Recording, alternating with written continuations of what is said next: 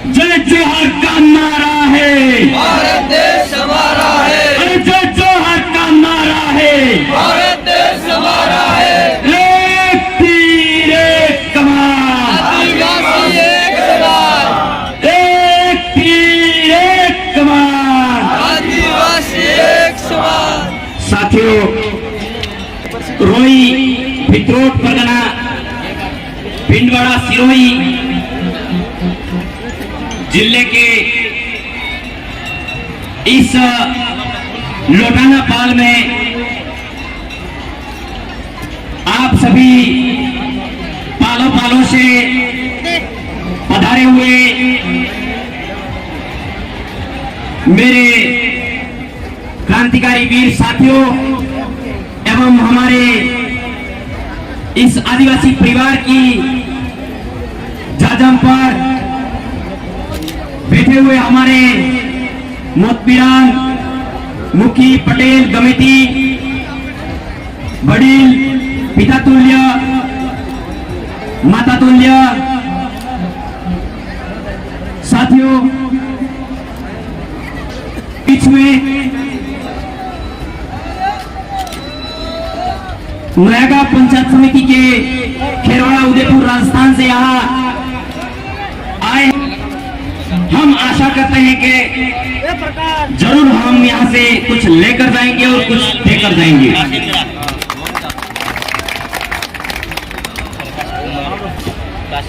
जो दूर है वो थोड़े पास आ जाए, मोल होगा, नहीं तो हम विचार मोल करवाने के लिए नहीं आए हैं, लेकिन हमारे विचारों की जो अभिव्यक्ति है वो आप तक पहुंचे, ये हमारा मानना है। तो जो दूर साथी है वो आ जाए, थोड़े नजदीक आ जाइए, मेरा मानना है।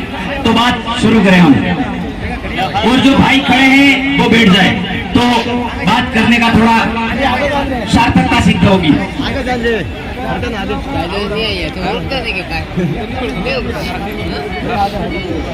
साथियों, आज हम लोग इस लोटाना पाल के मेला स्थल पर उपस्थित, तो हम आजादी से पहले इस तरीके से हम कार्यक्रम नहीं कर पाते थे साथियों।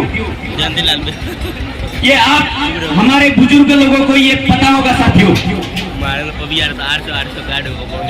क्योंकि हम लोग हमारे भारत में पुर्तगाल आए, खून आए, अंग्रेज आए, फ्रांसीसी आए, डच आए, ब्रिटिश आए, हमारे आदिवासी समुदाय पर उन्होंने बहुत तगड़े तरीके से हमारा शोषण किया साथियों। तो हमारे आदिवासियों पर शोषण होते देखकर हमारे आदिवासियों के महानायक वीर टांटिया मामा, जो कि पूरे भारत के और पूरे विश्व के आदिवासियों के रॉबिन हुड के नाम से जानते हैं उनको, टांटिया मामा जो हम लोग बैठे हैं, एक व्यक्ति था वो टांटिया मामा, आप लोग को मैं बताना चाहता हूं। टांटिया मामा वो व्यक्ति थे कि उन्होंने हमारी जल जंगल जमीन की लड़ाई के लिए 1 साल नहीं, 2 साल नहीं, 3 साल नहीं, 4 साल नहीं, 14 साल तक अपनी जंगल जमीन के लिए लड़ाई लड़ी थी साथियों। वो थे टांटिया मामा। हम लोगों को इस बात को समझना होगा साथियों। टांटिया आज हम लोग यहाँ बैठे हुए हैं, जिस जमीन पर बैठे हुए हैं, ये अधिकार टांटिया मामा की वजह से बैठे हुए हैं। ये लोग ये बात हमको समझनी होगी। 14 साल तक जिस व्यक्ति ने लड़ाई लड़ी हो, अंग्रेजों के साथ में पूरी सेना की टुकड़ी और यहाँ के सामंती शोषण और हुकूमत जमींदार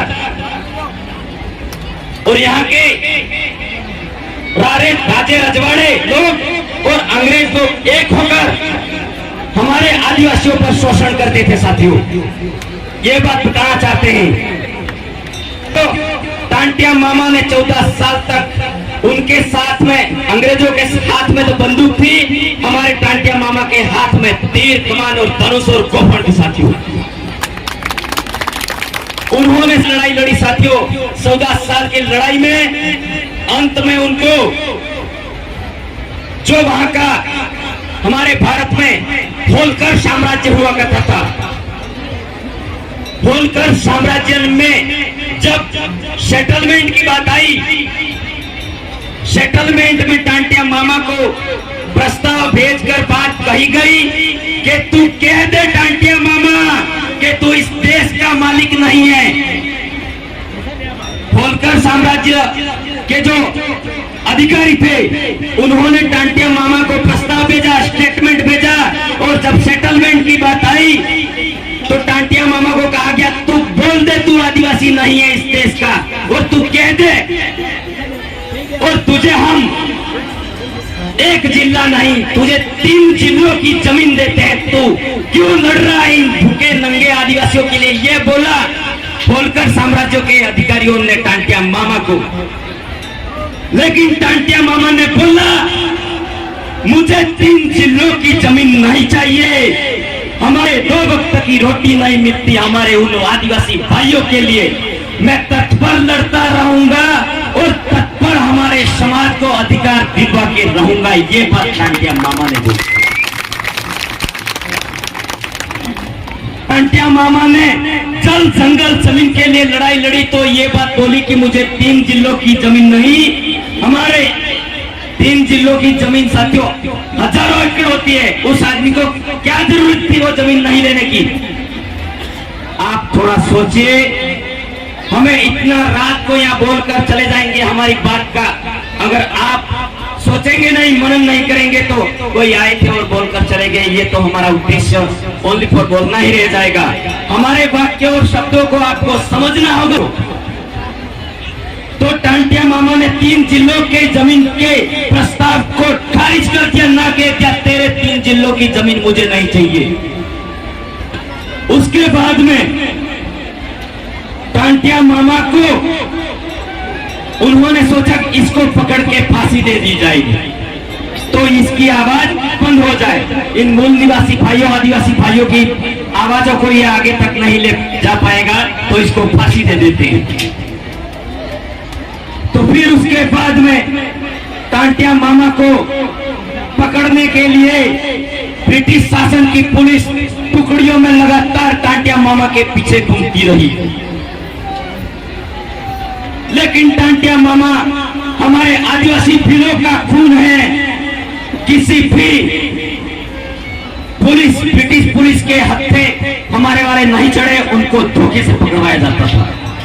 तो साथियों टांटिया मामा ने ब्रिटिश पुलिस अधिकारियों को टांटिया मामा के लोगों को ही 5 लोगों को भेजा, टांटिया मामा ने ही हमारे लिए भेजा। क्यों भेजा वो बताना चाहूंगा साथियों। टांटिया मामा ने बोला कि हमारी जमीन के लिए मैं लड़ रहा हूं, लेकिन हमारे वाले लोगों को नौकरी चाहिए।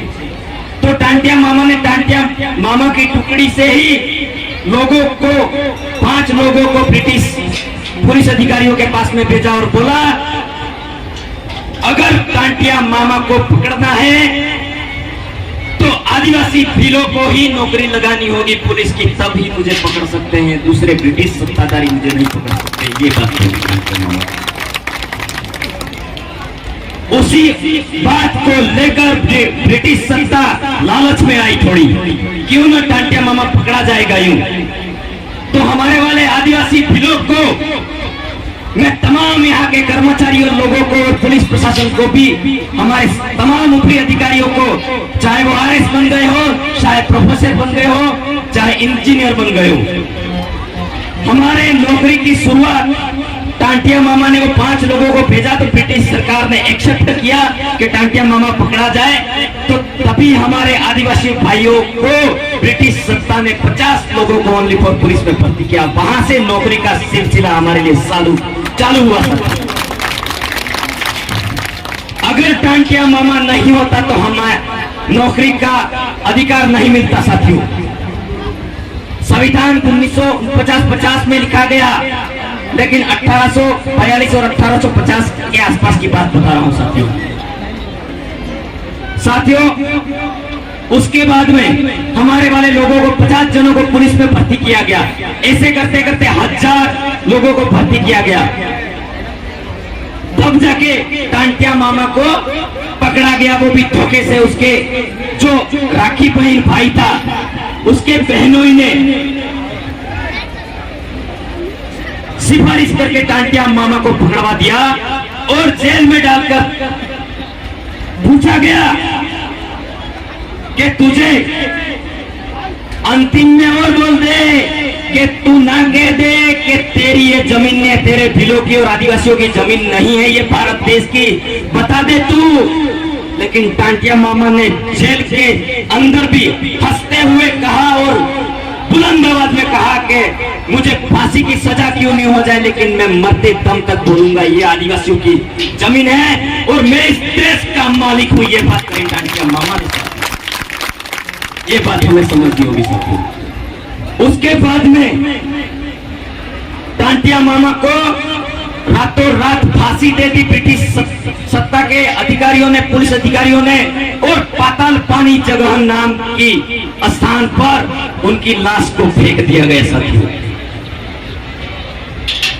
ये बात उस टाइम बिरसा मुंडा नामक हमारे उस टाइम 15-20 साल के थे और उस टाइम खबर छपी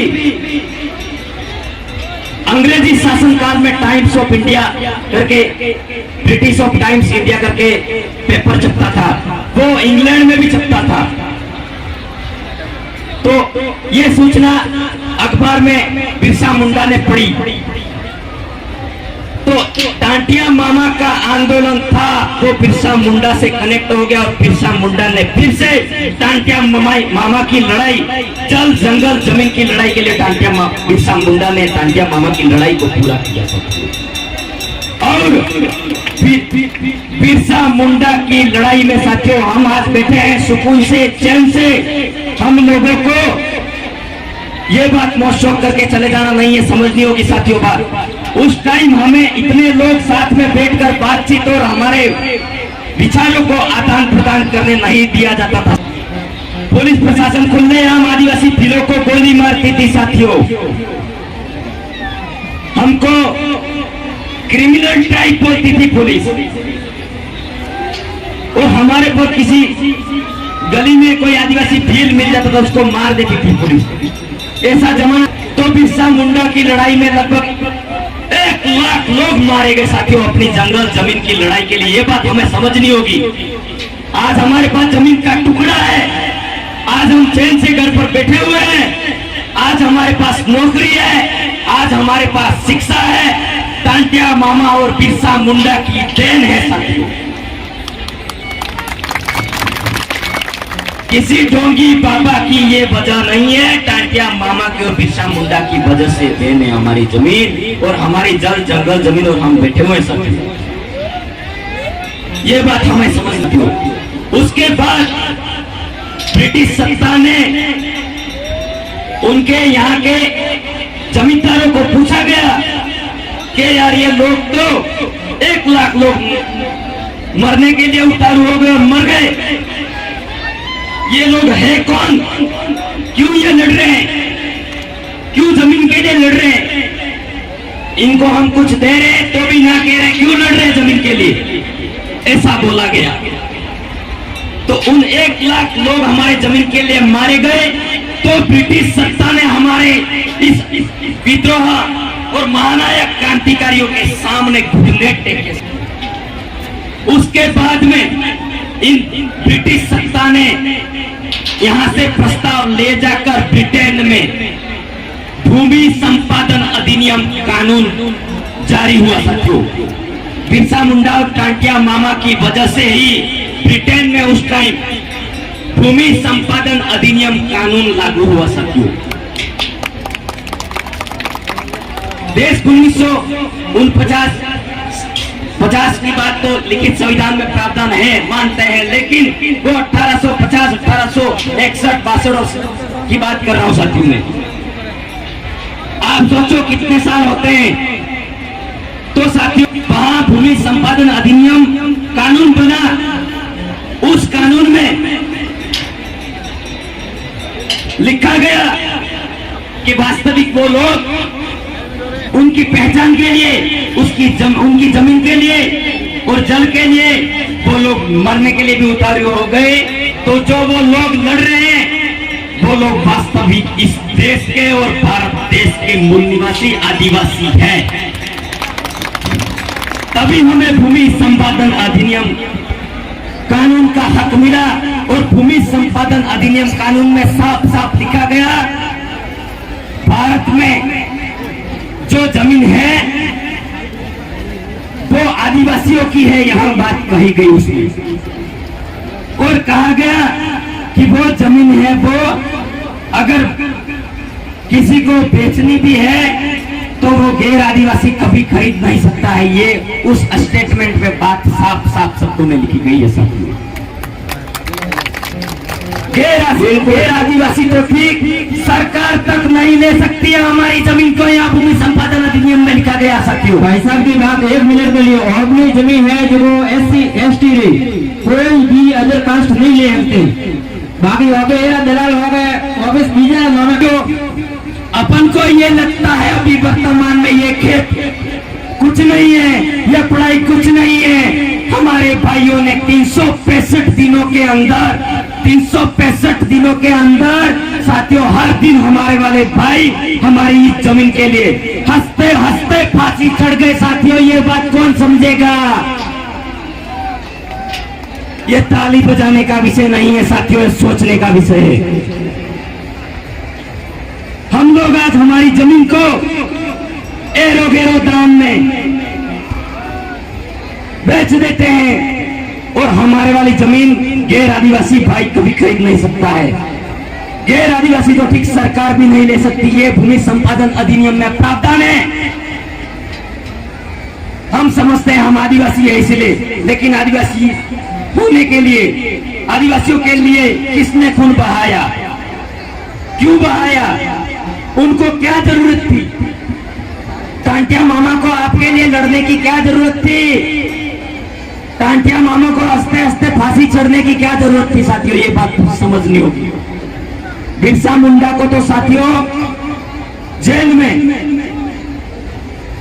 ऐसे उसकी मेडिकल रिपोर्ट आई हुई, हमारे वक्ता बताते हैं, आगे वाले हमारे मार्गदर्शन, और हमने जहां तक देखा रात भर उनकी चमड़ी को थोड़ा थोड़ा चाकू से काट काट कर उनको जलील करके तड़पा तड़पा के मारा गया। और बोल रहे थे कि तू बोल दे इस देश का आदिवासी नहीं है। यहाँ बात बिरसा मुंडा ने सहन की साथियों रात भर।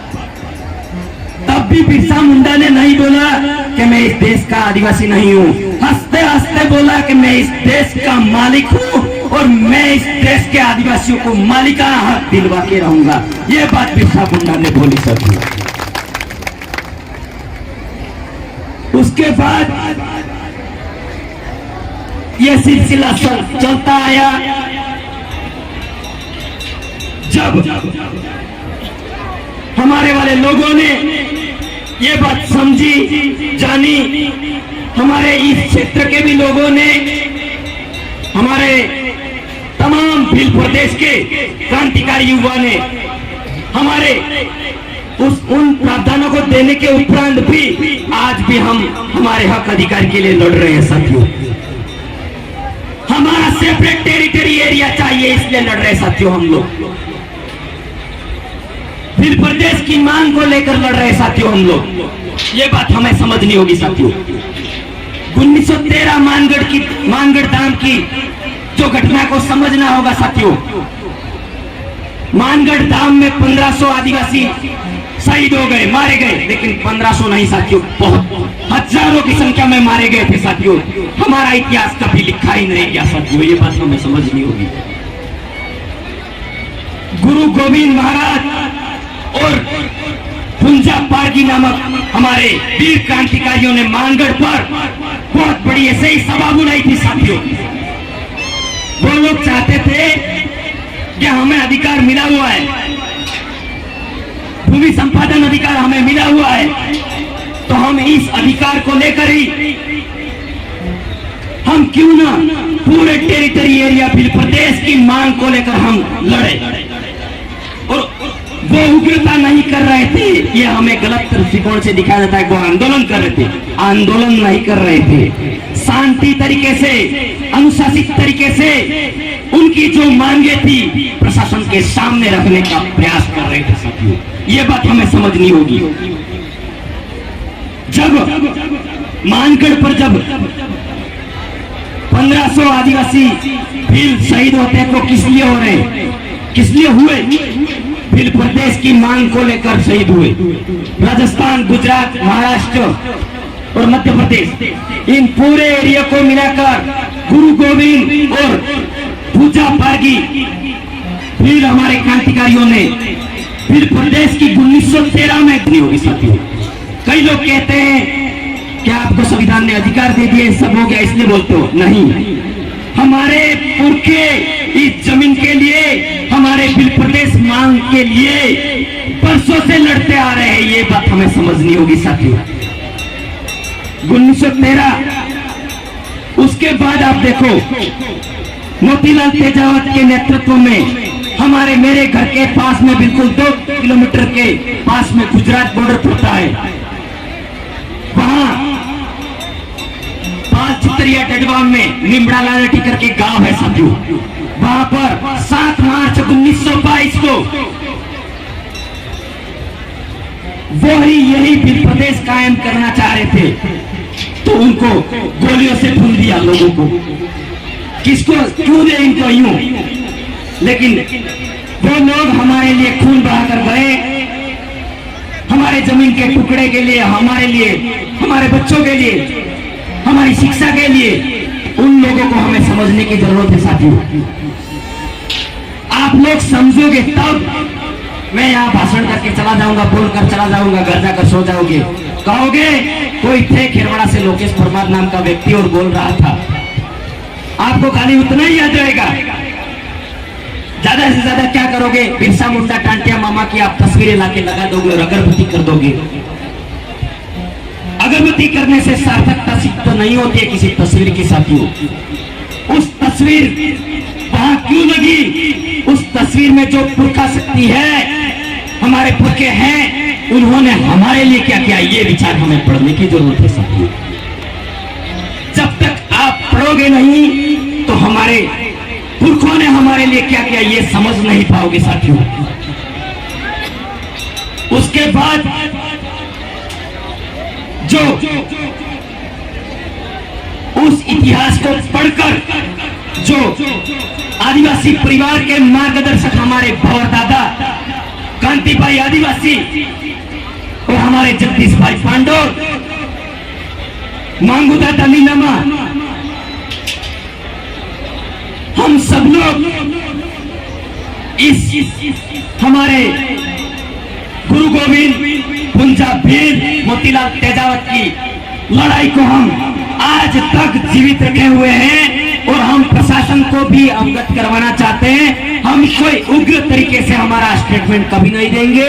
हम हमारे समाज को सामाजिक एकीकरण करते हुए, समाज को अनुशासित करते हुए, समाज को शिक्षा के क्षेत्र में प्रखर तरीके से हम किस तरीके से आगे बढ़ा पाए, हम उन पुरखों के विचारधारा को हमारे समाज को किस तरीके से बता पाए, हमारे बच्चों की पढ़ाई को हम किस तरीके से बेहतर बना पाए और हमारे भील प्रदेश को हम किस तरीके से कायम कर पाए, उसके लिए हम निरंतर दिन रात इसीलिए मेहनत कर रहे हैं साथियों। ये बात समझनी होगी आपको। हमें क्या जरूरत है? हम रात को यहाँ से आके 1 बजे रात को यहाँ बोल रहे हैं साथियों। जगदीश भाई को क्या जरूरत है जो आपके बीच में बैठे हैं? मुकेश जी भाई है, वो टीचर है, मैं भी खुद टीचर हूँ, अध्यापक हूँ। मैं फुलवारी की नाल अभ्यारण्य में उधर पोस्टिंग है मेरी। हमें क्या जरूरत है आपके बीच में आने की? हम यहाँ आए हैं साथियों, तो हम हमारे पुरखों ने क्या किया, हमारे जल जंगल जमीन के लिए क्या हुआ, क्यों लड़ाई लड़ी, क्यों शहीद हुए, वो बात बताते हुए हम लोग युवा साथियों को संदेश देने आए हैं साथियों के शिक्षा के क्षेत्र में हमें आगे बढ़ना है साथियों। मेरे साथियों, हमें कहीं लगता है यहाँ पर संस्कृति की बात करें तो हमारे इन बड़िलों ने अच्छे तरीके से संस्कृति को बचा रखा है, ये मैं मानता हूँ। ये हमारे इन बड़िलों के लिए जोरदार तालियों से इनका हौसला अफजाई करें। अगर मैं हमारे भाइयों से ये कहना चाहता हूं साथियों, हमारे अंदर शिक्षा की कमी है, शिक्षा की कमी है। इनको देखो और आपको, हम सभी को देखो। शारीरिक स्वस्थता की बात करते हुए मैं इनको और आपको देखने के लिए अनुपात नहीं कर रहा हूं साथियों, अंतर बताने का प्रयास कर रहा हूं। अंतर इसलिए बताना चाहता हूं, ये लोग कितने हष्ट-पुष्ट और हम लोग कमजोर क्यों है, इस बात का बहुत बड़ा सवाल है। हमारे इन पुरखों को पूछो, सुबह उठते एक लोटी दूध, गिलास का दूध पीते थे ये लोग और थोड़ा वाले पीता है आदमी बेला। इनके दादा को पूछो, परदादा को पूछो, इसलिए ये लोग 85 साल 90 साल तक बैठे हुए हैं। हमारे वाले लोग उठते दूध की जरूरत तो नहीं, हमारे वाले लोग, हमारे वाले भाई किसी दूसरे समाज की बुराई क्यों करें हम? सबसे बड़ी चीज तो हमारे समाज में कमी है, ये बात हम अच्छे तरीके से कह सकते हैं। ये बुरा नहीं मानना होगा साथियों हमारे युवा साथियों को, क्योंकि जो दिखता है वो बोलना ही पड़ेगा साथियों।